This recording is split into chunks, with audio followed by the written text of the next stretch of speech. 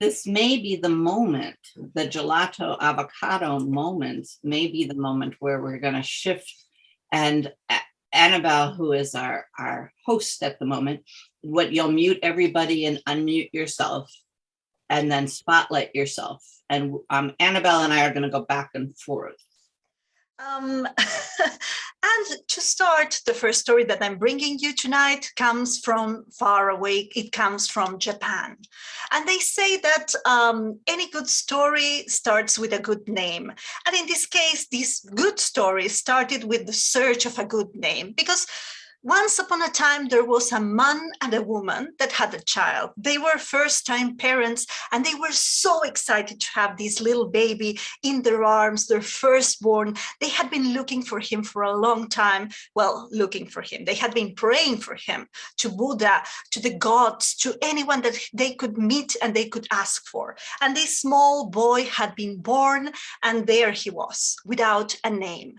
Because it was tradition in this small village in Japan that they had to think a lot of a good name to give this child, because he would live with this name his whole life. So the father, the newborn dad, was thinking about who to ask on advice about a good name. So he eventually went to the Buddhist temple that was next to the small village, and he went to the oldest Buddhist monk he could find. And he asked him about which would be the best name to give a child. And the Buddhist monk asked him, well, what are you looking for in this child? What do you want to wish for this kid, for his life? And he said, well, I want everything for him, but mostly I want him to have a long-lived life and a happy life. So the monk thought about it, and he did not have a long beard because he was a Buddhist monk. He just, he was scratching his chin and thinking, and then he said, okay, so the best name that I can suggest you is Jugemu. Jugemu means a long-lived life. Oh, Jugemu, that's great. Oh, but wait a second. You can say it twice. You can give his name twice, because Jugemu means double the long life. Oh, this is great. So he said, okay, Jugemu. And he left. He said, thank you. He left so happy because he had found a long-lived name for his kid when he found the second oldest monk in the Buddhist temple. And he said hello, and he told him that he was a firstborn father, and he was so happy about this. And the monk asked him what he was looking for here at the temple, and he said, I'm looking for a name for my child. And he explained the whole situation, and that he was looking for a happy life for his child and a long-lived life. So this Buddhist monk said, a happy and long-lived life. Okay, so Gokko no Surikire. Gokko no Surikire might be a good name. Oh, Gokko no Surikire. And he asked what it meant. He thought it, he remembered it, and he went away. And he met another Buddhist monk and another Buddhist monk and another Buddhist monk, all of these elders and all of these suggesting him all the best names. Some of the names meant the rock that gets hit by a wave and starts melting and turning into sand, and these will take 4,000 years. So what more long-lived than that can you ask for? The other name that was suggested was the name of a king that was in a happy kingdom, that had a happy queen, a happy prince, and they all had a very happy non-political government. So people remember them with a lot of love. And so the Pompokopi name was written down in his memory. And he started collecting more and more names all the time, every moment that he was leaving the temple. When he eventually reached his house, his wife was waiting there with her baby for him, and she asked him, well, what did they say? What did they suggest? And he said, okay, so we have a lot of names. We have a lot of names, and they all mean either a happy life or a long life, or how many stars are in the skies or the sand. And well, tell me the names. Tell me And he said, he told her all the names, and she loved them all. She loved them, all of them, because all of them were bringing this child a long-lived, happy life. And what else can you ask? for your children. So what did they decide? They decided to give him all the names. So he was named Jugemu Jugemu Goko no Surikire Kaijari Suigyono Suigematsu Raimatsu Furematsu Kunero Tokono ni Sumutokoro Yaburekoji no Burekoji Paipo Paipo Paipo no Shuringan Shuringan no Gurindai Gurindai no Pompokopino Pompokonano Chokyumei no Chosuke. And that was the name that he was given, and that was how he grew up. So while he was growing up, well, he had some difficulties with his name because not always, at that time and in that, well, it was long, long ago, people did not use shortened names. So everyone called him Jugemu, Jugemu, Gokono, Surikire, Kachari, Sugeno, Suikematsu, Raimatsu, Frematsu, Kunero, Tokoroni, Sumotokoro, Yaburekochi, no Brekochi, Paipo, Paipo, Paipo, no Shingan, Shurigan, no Rinda, Gurina, no Pompokopino, Pompokonano, Chokimeno, Chosuke. But sometimes it made, time management a little bit difficult to handle because, for instance, when he started schooling, he went to school and every morning her mother would try to wake him up and she would be like, Jugemu, Jugemu, Goko no Surikire, Kaijari, Suigeno, Suigematsu, Raimatsu, Furematsu, Kunero Tokoro ni Sumotokoro, Yaburekochi, no Burekochi, Paipo, Paipo, Paipo, no Shuringan, Shuringan no Gurindai, Gurindai Pompokopino, Pompokonano, Chukimino Chosuke. Wake up, darling. And he would be like rolling in his bed and covering his head and forgetting about it. And this would go on and on and on until the bell at the town rang. And yeah, that was a signal that the school day had ended. So, life was like that. Or he would have a fight with one of his best friends and the boy would come crying and, with his mother holding her hand and they would stop in front of his house and he would be saying, oh, he hit me in the head, he hit me in the head. And, and his mother would come out of the house and she would say, who hit you in the head? Your son. And she would say, which one? Because by this time, they had already had 3 children. So they had the eldest, and then they had Jiro, and then they had Ren. Because they had learned about, the importance of a longer or shorter name. So they asked, who was it? And it wasn't Jiro, it wasn't Ren. No, it was Jugemu, Jugemu, Gakano, Surikira, Kachari, Suikero, Suikematsu, Raimatsu, Furematsu, Kunero, Tokoro, Nisumotokoro, Yaburekochi, no Burekochi, Paipo, Paipo, Paipo, no Shurigan, Shuridan, Urinai, Guridan, Popokopino, Popokonano, Chukimei, no Chosuke.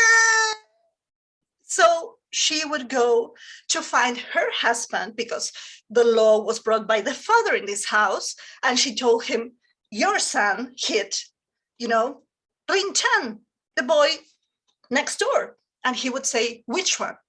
And no, it wasn't Jiro, it wasn't Ren. It was Jugemu, Jugemu, Gokono Surikire, Kaichari, Suigeno, Suigematsu, Raimatsu, Frematsu, Kunero Tokoro ni Sumotokoro, Yaburekochi, no Burekochi, Paipo, Paipo, Paipo, no Shuringan, Shuringan, no Gurinai, Urina, no Popokipino, Popokipino. Well, by the time he went and looked for the child, by the time he went to look for the child, they went back and the bump that was on Rin-chan's head had already gone. And some people say that the adventures and the life of this child got a little bit complicated the day he fell into a well. Because it was the deepest well in the town, and the only person that had a ladder was half deaf. So you can imagine what the issue was, looking for a ladder to rescue Jugemu, Jugemu, Goko no Surikire, Kachari, Suigeno, Suigematsu, Raimatsu, Furematsu, Kunero Tokoro ni Sumotokoro, Yaburekochi, no Burekochi, Paipo, Paipo, Paipo no Shuringan, Shurigan no Gurindai, Gurina no Popokopino, Pompokonano, Chokyume no Chosuke, with this half-deaf person. But I cannot tell you this part of the story because repeating and saying Jugemu, Jugemu, Goko no Surikire, Kajari, Suigeno, Suigematsu, Raimatsu, Furematsu, Kunero Tokoro ni Sumotokoro, Yaburekochi, no Burekochi, Paipo, Paipo, Paipo no Shuringan, Shuringan no Uringai, Gurinda no Pompokopino, Pompokonano, Chokyume no Chosuke takes such a long time that the time I had allotted to tell this tale has ended. So, Sara, your time now. Because that was extraordinary. And I am going to tell you a story. Some of you know that I was fortunate enough to have a traveling fellowship to Ireland. And the person I met at the end of my trip, I had actually saved him like the pot of gold at the end of the rainbow, because I had read the stories that had been collected from him by Michael J. Murphy that were in the Irish Folklore Archives. And Miles Dolan was the man of all the men I met, because I only met men who knew the stories. I wanted to talk to and listen to and use this ancient piece of technology called an audio cassette recorder that I bought at Radio Shack, as Miles talked with me. And Miles was a wonderful, wonderful storyteller. He believed deeply in the truth of every word of every story. He was not 100% clear and easy to understand. So if there are things in this story that are not 100% clear and easy to understand, you know that I'm conveying them just as Miles shared them with me. And what Miles told me was, there was once a boy named Jack who lay in bed until he was 21 years old, and his feet grew out of the roof. And his mother said, "Jack, get out of bed, your feet are making a terrible hole in the roof."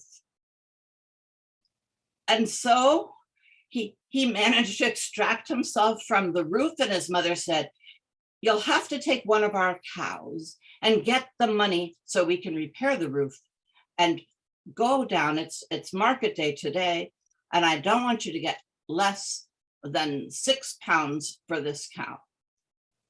So off Jack went. And he walked for a bit, and he got to a bridge, and who should be on that bridge but a man. And the man said, "Hello there, Jack, where are you going?" And Jack said, "I have this cow. I'm supposed to sell the cow." And the man said, "That's a fine looking cow. What do you want for a cow like that?" And Jack said, "Oh, I can't take less than 6 pounds for this cow." And the man said, "Oh, I have something far better to you than 6 pounds. I have a mouse and a bee, and the bee buzzes and the mouse dance jigs." And he showed Jack, and the bee buzzed and the mouse danced jigs. Well, everyone must agree that that's far better than 6 pounds. So Jack gave the man the cow, and he went back home, and his mother said, "Jack, you're home. Did you sell the cow?" And he said, "Yes, I did." And she said, "Did you get 6 pounds?" And he said, "Well, no, I got something far better than 6 pounds. I got a mouse and a bee." And he showed her. And she was not at all happy to see the bee buzz and the mouse dance jigs. In fact, she held it against Jack. For a month, she wasn't talking to him. And then, for some reason I cannot understand, maybe Miles could, she turned to Jack and she said, "You'll have to sell our cow. It's market day again. And mind, this time you don't take less than 6 pounds for the cow." Well, Jack, he kept the mouse and the bee with him, as he always did. And he went on down the road, and he met that same man. The man said, "Oh, Jack, that's another fine looking cow." Jack said, "Oh, can't take less than 6 pounds for this cow. My mother will be furious with me if I don't come back with 6 pounds. And the man said, "Oh, Jack, I have something far better to you than 6 pounds. I have a belt and a mallet. And if anyone is causing problems for you, you just get the belt to tie them up and the mallet to lie on them until they calm down." Well, how could you pass up a bargain like that? And Jack gave the man the cow, and he took the belt and the mallet, but he couldn't go back home and face his mother because he didn't have 6 pounds. So off he went the other direction, further and further away from his mother. And where she end up but in a kingdom And in that kingdom, there was a king's daughter, and the king's daughter had never laughed. And the king had said that anyone who could make his daughter laugh could marry her. And lots of young men had tried and they'd all failed. And Jack thought, well, the mouse and the bee, of course. Anyone who wasn't my mother would definitely enjoy the mouse and the bee. And so he went right up to the palace, but the guards were not going to let him in. Well, all he had to do was get out the belt and the mallet and persuade them that he deserved his chance. And so into the room where the king's daughter was. And he got out the bee, and the bee buzzed, and she began to smile. And then he took out the mouse, and the bee buzzed, and the mouse danced jigs, and oh, she laughed. And everybody in the royal court, including the king, was horrified at the idea of the king's daughter marrying Jack. And so they all began to run away so they wouldn't serve as witnesses to the laughter. But Jack, he just whips out the belt and the mallet, and the belt ties up all of them, and the mallet just lies on them until they calm down and they acknowledge, yes, Jack is the one to marry the king's daughter. So the wedding is held. And that afternoon, the king's steward approached Jack. And he said, Jack, I'll give you 300 pounds if tonight, when you're in bed with the king's daughter, you take no notice of her. Well, that sounded fine to Jack. I mean, the truth was, he laid in bed until he was 21 years old. He could wait another night. So he took the 300 pounds, and that night got a good night's sleep. The next morning, the king's daughter came down to have breakfast with her father. And the king said, so, daughter, how do you like married life? And she said, Jack, he was no sort of husband. He took no notice of me at all. And the king said, well, my daughter, different men react differently to this new part of their life. And maybe we'd give a little more time for him to get used to it. Well, that afternoon, the king's steward, the lamb steward, approached Jack and said, so Jack, I'll give you another 300 pounds if again tonight you take no notice of the king's daughter. It was easy money. Jack took it. That night, same as the first. And in the morning, the king's daughter went down, and her father said, so was it a little more lively tonight? And she said, it was not. Not only did he just lie there, but he snored the whole night long. The king said, we'll give him one more chance. You won't be surprised to hear that the land steward approached Jack, gave him the 100 pounds. Jack took no notice of the king's daughter. The king's daughter came to her father at breakfast. She said, get rid of him. Well, the king had been talking with the land steward, you won't be surprised to hear. And the land steward had reminded the king that there on his property, not so far from the palace, there was a pit where a lion lived. This lion was a very powerful lion. It could leap up out of the pit, but it was a rather deep pit. And the land steward said, if for any reason the king should want to get rid of an individual in the kingdom, perhaps it would be quite an easy thing to push that person into the lion's pit. So the king invited Jack to go out for a walk with him.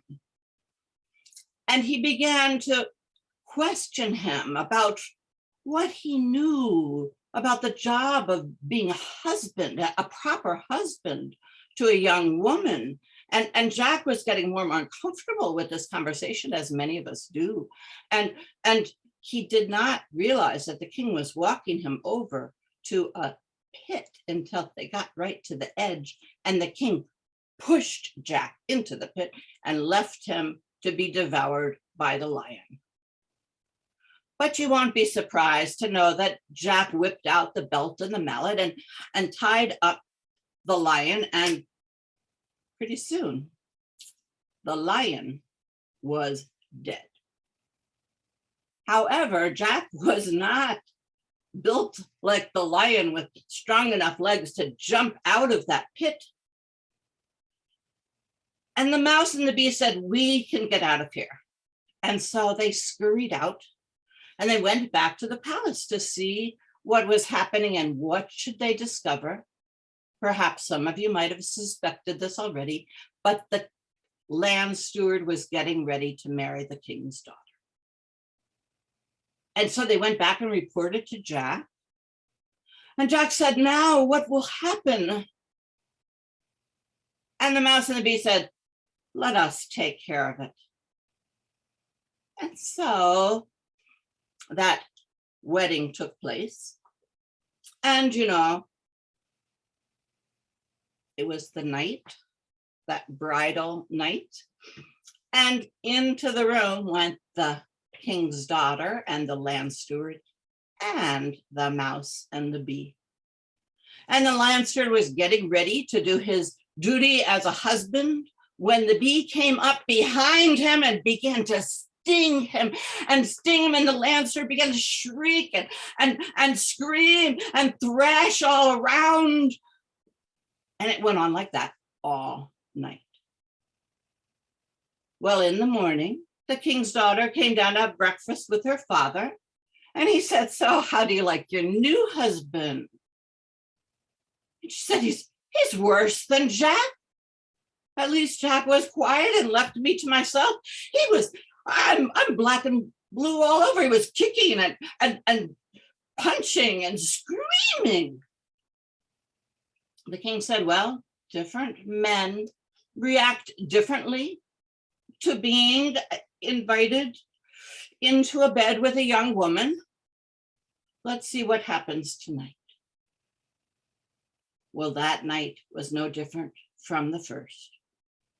The bee got in behind. The land steward was kicking and screaming all through the night.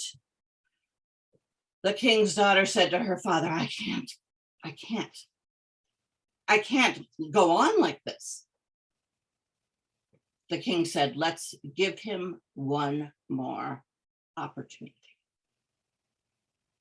Now, the land steward was not a stupid man, and he'd been reflecting on what was happening. And he thought, what I need is a cork. And so, not county cork, but an actual cork. And he took that cork and he put that up behind so nothing could get in at him. And the bee said, what am I going to do? And the mouse said, you need not worry, I'll take care of it. And the mouse went running up onto the pillow, and the mouse put his tail right into the land steward's nostril. And the land steward gave a great sneeze, and the cork went flying out, and the bee went in behind, and the land steward was shrieking and screaming and kicking. And the king's daughter said to her father, get rid of him. And so the king invited the land steward for a little walk. And he said, I don't think you know the right way to treat a woman you're married to. And the land steward was desperately trying to persuade the king that he really did know, and he was not paying attention to where they were walking, because the king had decided that what had worked once would work twice. And he went and he pushed him right into that lion's pit. To his amazement, when he looked down, he saw the lion was dead, and there was Jack. But Jack was quite as capable as the lion of taking care of that land steward with the belt and the mallet, and that was the end of the land steward. And the king looked down at Jack, and he remembered that his daughter had said that Jack was better than the land steward as a husband. And so he helped Jack up out of the pit. They didn't even need to have a wedding. He was already the husband. And Jack caught on pretty fast in the ways of making his new wife happy. And they had a happy night and a happy night after that and a happy night after that. And I think they're still enjoying themselves. Wonderful, Sarah. That was wonderful. And you make me think of wedding nights, but before the wedding night, we have to reach the meet cute, let's call it like that, like they say in the movies, So in this case, I'm not sure if it's exactly a meet cute. You will be the judges of this.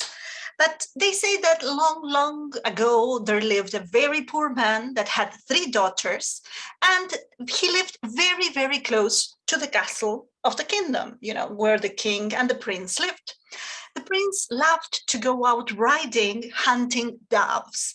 Although some versions of this story, they say that actually he didn't like to hunt doves, but he loved to hunt doves. I'm not really sure. But what they say is that, yeah, he loved to hunt doves. And that every day that he passed on his horse in front of the poor man's house, he would see the young daughters of this poor man tending the plants that they had. They had plants to eat. And one of them was a basil plant. And one thing that happens in Spain, I'm not sure here in the Americas, but in Spain for sure, is that in some villages, young marriageable ladies would pull out a basil plant outside their window. So they would show that they are actually marriageable and looking for a candidate. I'm not sure if this is the custom that happened in this story, but the thing is that when he was passing through and he saw the eldest daughter tending to the basil plant, he stopped his horse and he said, "Oh, young maiden, how many leaves does your basil plant have?" And the young maiden got red in the face, and she went inside and she locked her door and the window and the curtains and everything, because they were poor, but they did have curtains, and nothing was seen of her again that day. So the next day, he was passing through and he saw again the second daughter tending to the basil plant, and he asked, "Oh, young maiden, how many leaves does your basil plant have?" And she became red as her elder sister, and she got inside. She almost took the basil plant inside, but the plant needed sun, so she left it there.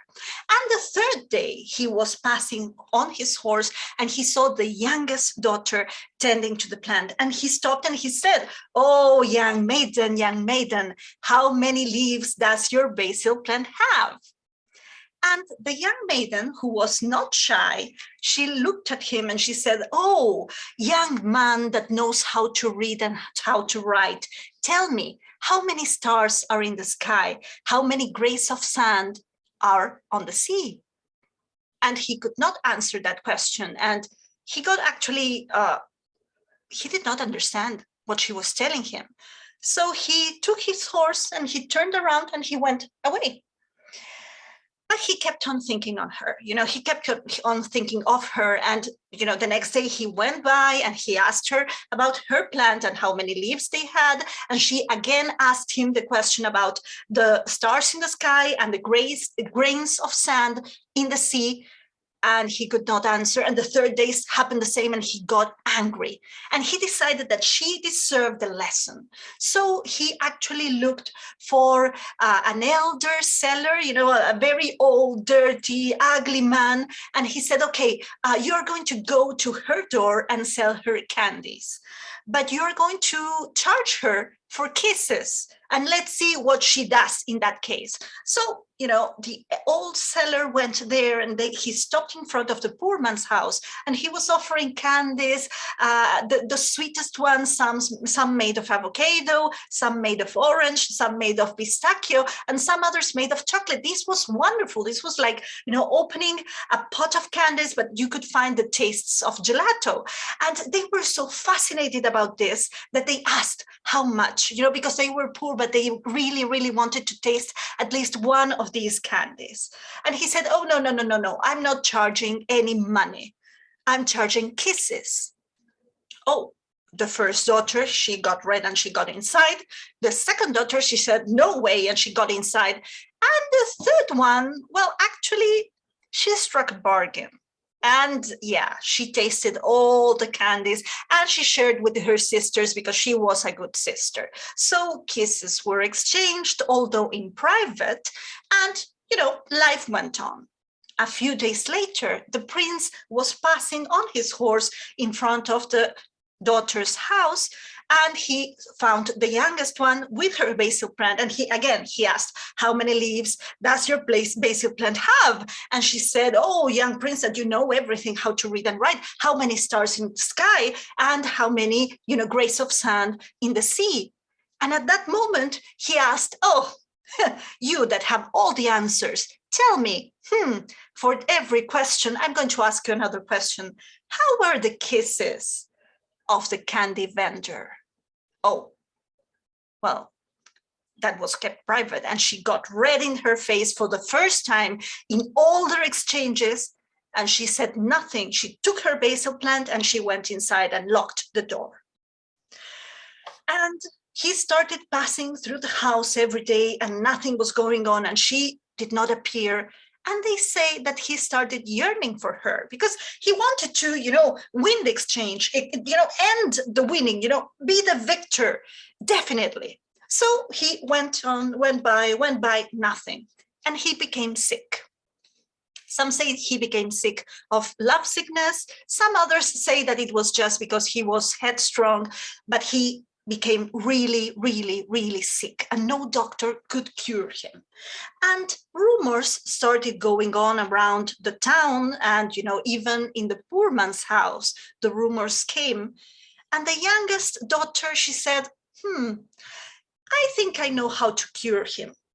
And she borrowed a donkey, and she borrowed a very black cape, and she covered herself in the dark cape, and she started riding the donkey. And she approached, and from inside the dark cape, you could hear a very low voice, which was hers actually, saying, I am death, and I'm coming to look for the prince who has been asking for me. So she rode inside the palace, because who would lock the doors upon death? You know, no one wanted to cross paths with death. So they let her in. And she went inside on the donkey, riding the donkey until she reached the prince's room. And there he was lying on the bed, and she approached the prince with her donkey behind her. And she stopped in front of him and she said, I have come to look for you.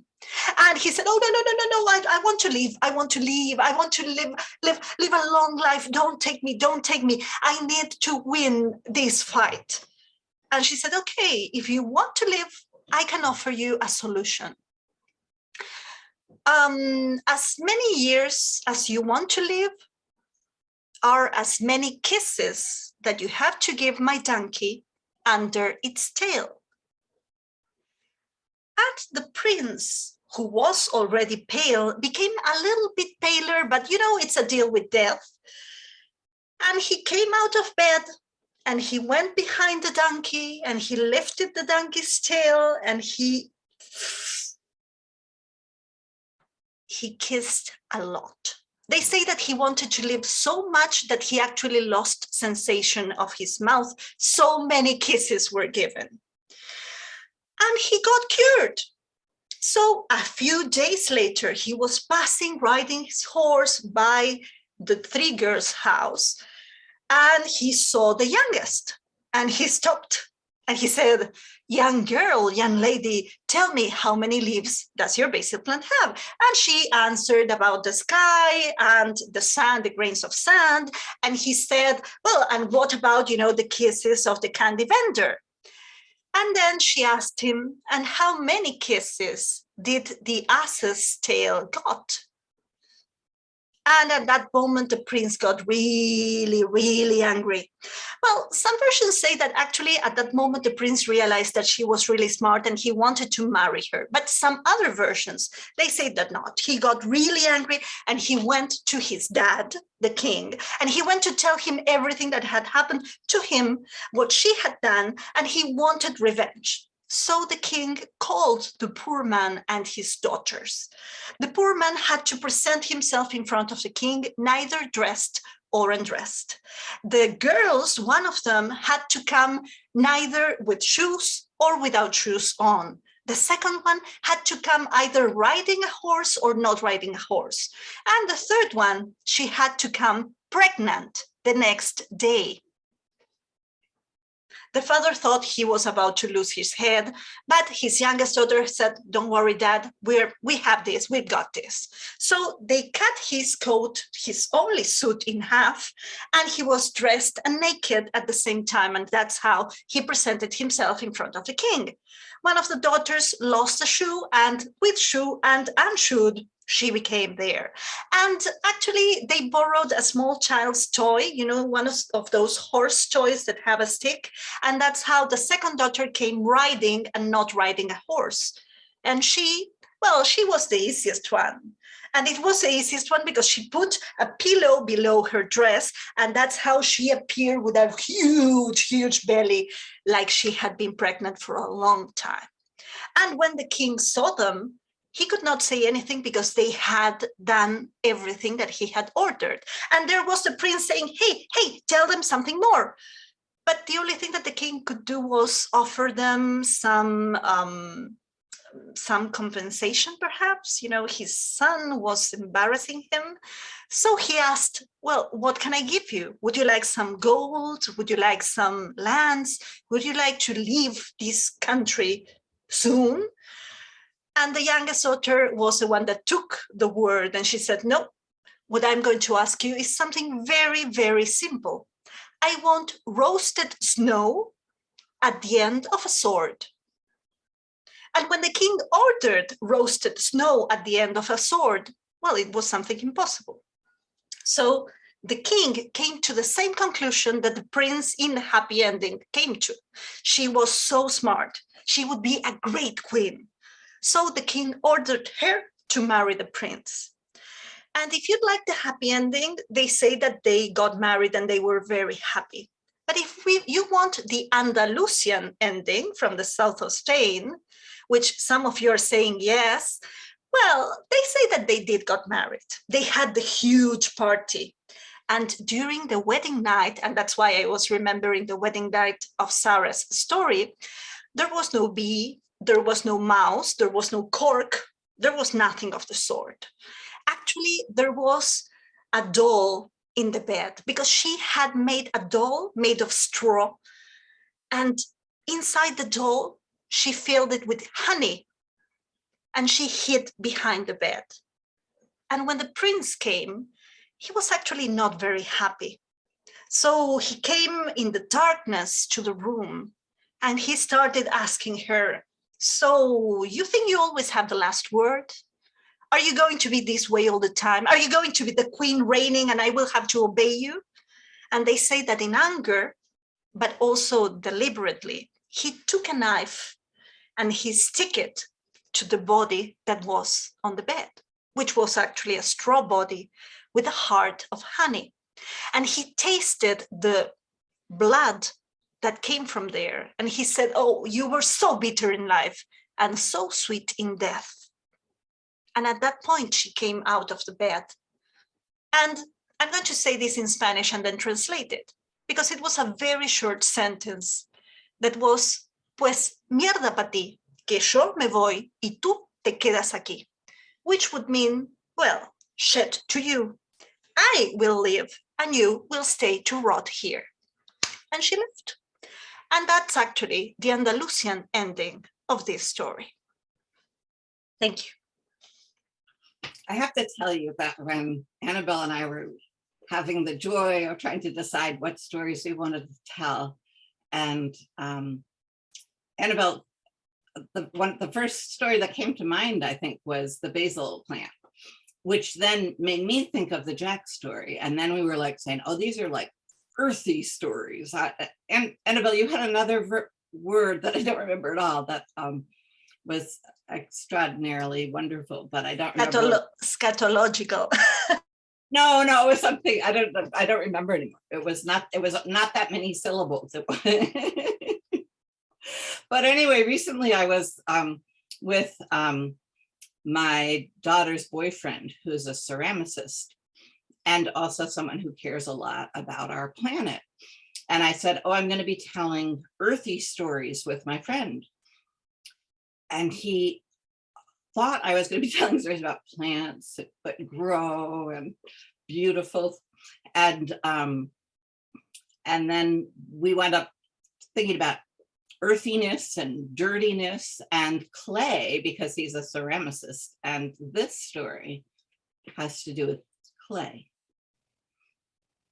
It's from the Xhosa people, Xhosa people of South Africa. Was collected by Harold Choi. It happened, there were a group of girls who went to the place of clay and they dug all day long. They dug in the hot sun, and finally they had collected enough clay for everyone that needed it in their village. And they were traveling back toward their village when a girl pulled on her sister and said, I forgot my belt. I left my belt back at the place of the clay. Will you come with me? And her sister said, I am tired. It is very hot outside. We have to go all the way back to our village. If you want your belt, you can go back and get it by yourself. And she wanted her belt. So she went back by herself.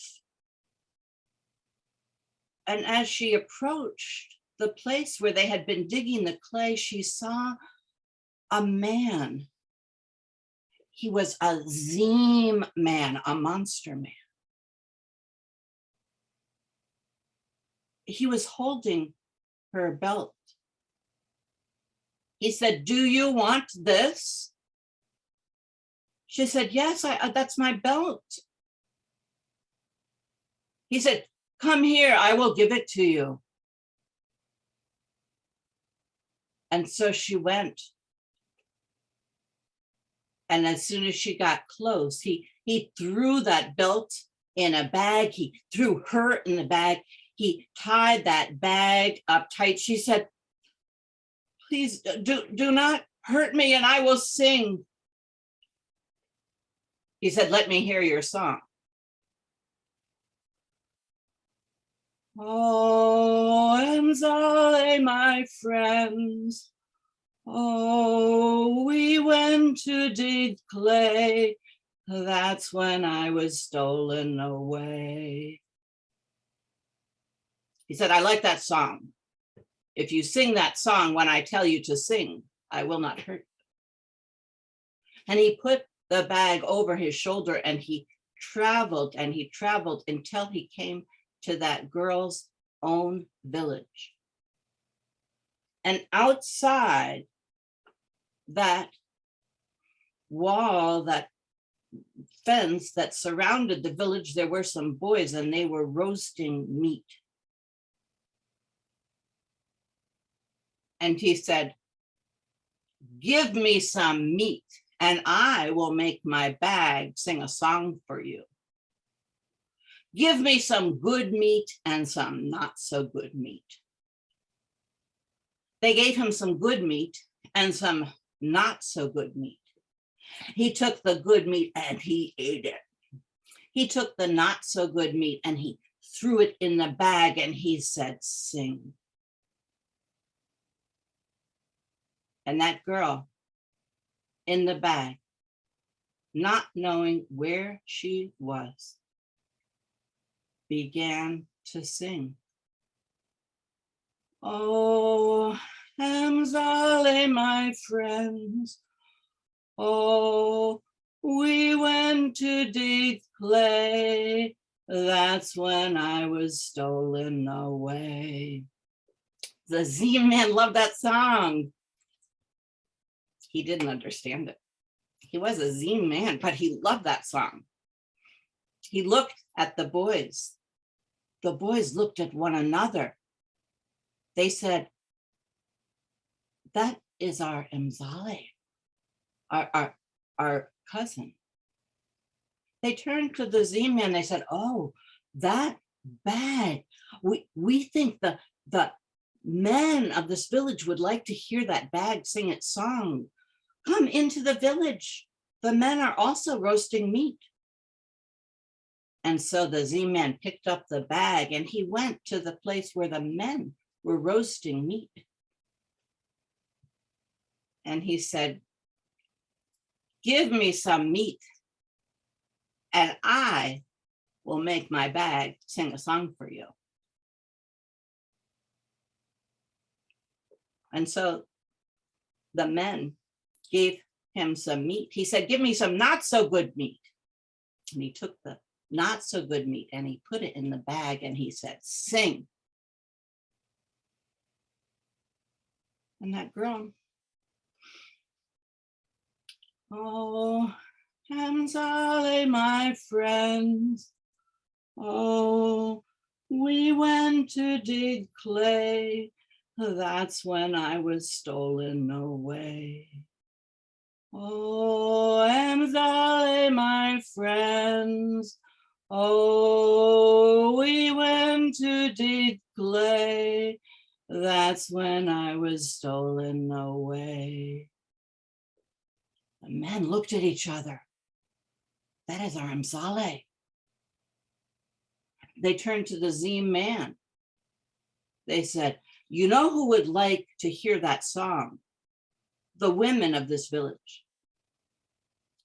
Go over there. The women are also roasting meat. And so the Z-Man, he went to the place where the women were roasting meat. He said, give me some meat and I will make my bag sing a song for you. Give me some good meat and some not so good meat. And they gave him the good meat and he ate it.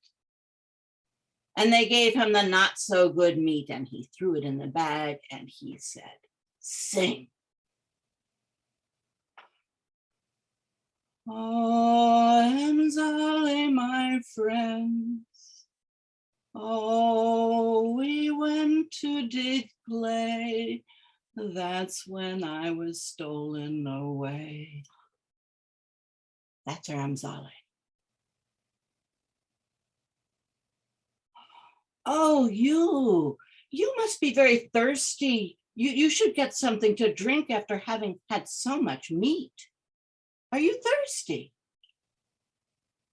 Yes, the Z-Man was thirsty.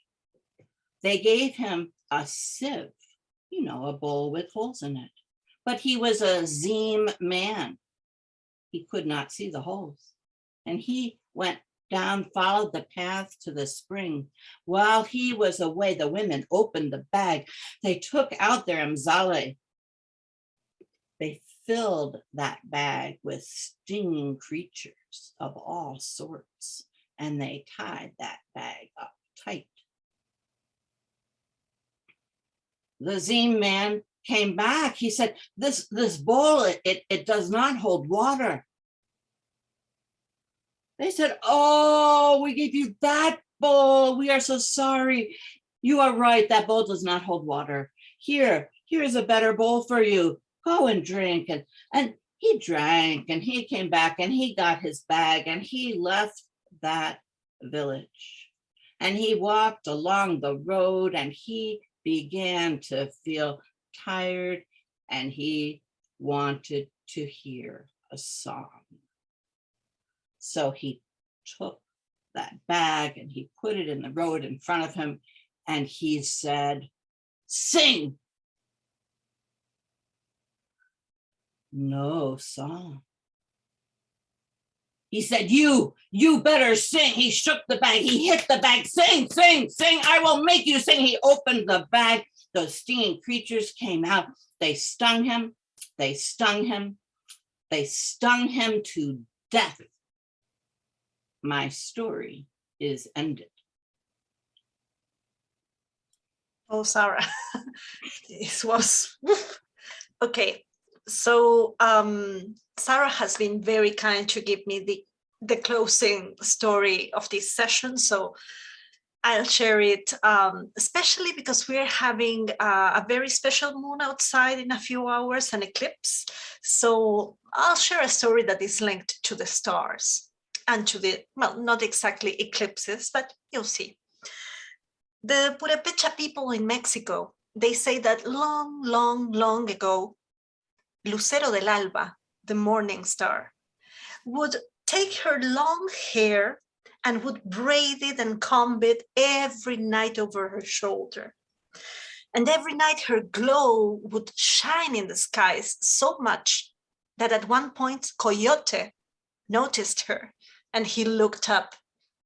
Oh, and he fell so in love. And he was every night looking at her, and his heart was beating harder and harder and faster. And every night the fire in his eyes would point towards her, no matter where in the sky or no matter where in the earth he was or she was. His eyes would look at her and find her. And that's how at one point, Lucero del Alba, she felt his eyes and she looked down and she looked back at him. And they say that from that moment on, every night Lucero del Alba would appear with her long braid. Coyote would be there. And he would be looking up and sighing, and she would be looking down and wishing to meet him at one point face to face. And one night, they decided to do that. So she took her long braid and she pulled it over her shoulder until the ends of her hair reached the earth. And Coyote, he started climbing, because at that point, coyotes were a little bit different from how we see them now. And he was climbing and climbing and climbing and looking towards her and thinking of when they would meet. And her heart was beating so hard, and his heart was beating so hard, that some people say that perhaps her father might have felt it while he was sleeping. And in his dreams, her father might have, like moved around, and accidentally, with one of his rays, he cut Lucero del Alba's braid. And Coyote fell and fell and fell and fell and fell onto the earth. He survived, but he was separated. And how long do you think a star can wait for her hair to grow? Well, it takes a long time. So they say that from that moment on, Coyote started looking for her again, and she started looking for him again. And at one point, Coyote started singing, howling, yipping. Well, in Spanish, we say the same for wolves and for coyotes. So we say that he started howling and singing towards Lucero del Alba so she could find him. And they say that he taught this song to his family and his descendants, because he had the hope that at one point her hair would grow long enough for them to meet. So they still keep on howling and singing, waiting for her to find them, and also for her not to forget him. Thank you. Sara, I'm adding you here. You're pulling me up. Okay. I guess what I wanted to say was I'm thinking about waiting to meet, and the extraordinary thing about Zoom is here you are in Argentina and I'm in Connecticut, and we waited to meet and we met, and we tonight had the opportunity to tell stories together. It makes me so happy. And well, the same here. I'm really, really happy when we met a few years ago, because I think it was at the beginning of the pandemic almost. We started this friendship, and I'm really, really thankful for you to, saying tell this with me, because actually for me you're a teller for tellers. So I usually love to hear your stories. So thank you very much. And well, thank you everyone. We can go now into gallery view. We could